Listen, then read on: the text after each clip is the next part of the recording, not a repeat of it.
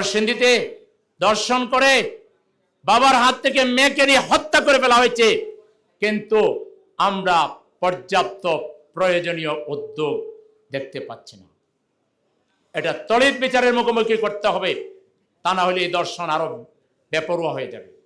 একইভাবে বাংলাদেশ ব্যাংকের গভর্নর একজন সজ্জন ব্যক্তিকে যেভাবে অপমানিত করে গাল ধাক্কা দিয়ে বের করে একজন মানুষকে বসানো হয়েছে, এটাই দেশবাসী কোনোভাবেই পজিটিভলি নিচ্ছে না। একইভাবে 4.5 কোটি মানুষের সংস্কারের পক্ষের হাবুটকে যেভাবে অবজ্ঞা করা হচ্ছে, এর পরিণতিও কিন্তু খুব সুন্দর হওয়ার কোনো কারণ নেই। আমরা মনে করি যে আমাদের এখন থেকেই প্রস্তুত হইতে হবে। আমাদেরকে এদেশে কোরআনের সমাজই প্রতিষ্ঠা করতে হবে।